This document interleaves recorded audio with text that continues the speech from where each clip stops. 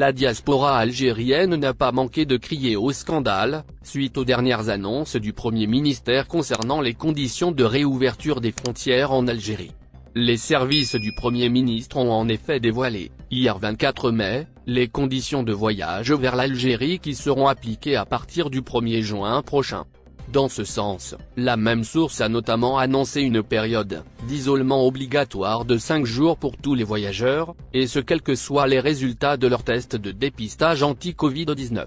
Les voyageurs devront également s'engager à payer à l'avance tous les frais relatifs à l'isolement et au test de dépistage afin d'être autorisés à voyager, a annoncé la même source.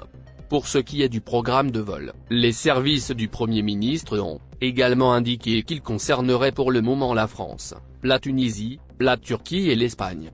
Air Algérie effectuera ainsi 2 vols hebdomadaires au départ de Paris et un seul au départ de Marseille. La compagnie nationale compte également assurer un seul vol par semaine au départ de chacune des villes de Barcelone, Tunis et Istanbul, ont précisé les services du Premier ministre. Ouverture des frontières en Algérie. La diaspora crie au scandale. Suite à ces annonces, les membres de la diaspora n'ont pas hésité à crier au scandale concernant les modalités d'ouverture partielle des frontières en Algérie. Sur les réseaux sociaux, les Algériens de l'étranger ont ainsi exprimé leur colère et leur incompréhension vis-à-vis de ces décisions, et notamment en ce qui concerne la période d'isolement de 5 jours qu'ils trouvent injustifiée. Avec tous ces frais inclus, le voyage aller-retour pour une personne depuis la France va coûter dans les 1 500 €, sans compter les dépenses en Algérie, estime notamment un internaute sur le réseau social Facebook.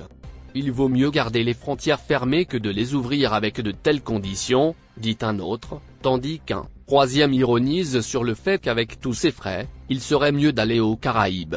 Plusieurs personnalités ont également réagi aux conditions instaurées par le gouvernement pour voyager en Algérie. C'est notamment le cas du journaliste et commentateur sportif de Beansport, Hafid Deradji, qui a dénoncé ce qu'il a qualifié de mépris envers la communauté algérienne à l'étranger. Sommes-nous devant une réouverture partielle ou une fermeture totale ou bien devant une interdiction légalisée du retour des émigrés ? A-t-il écrit sur sa page Facebook officielle. Les vols du mois de décembre dernier qu'on appelait vols de rapatriement étaient plus faciles et moins chers que l'ouverture du mois de juin, a estimé pour sa part l'ex-député de l'immigration Noureddine Belmeda. Par ailleurs, les membres de la communauté nationale à l'étranger ont également appelé à boycotter la compagnie aérienne nationale, Air Algérie. Sur les réseaux sociaux, des internautes ont notamment lancé le hashtag boycotter Air Algérie, qui a été partagé des milliers de fois depuis les annonces du Premier ministre.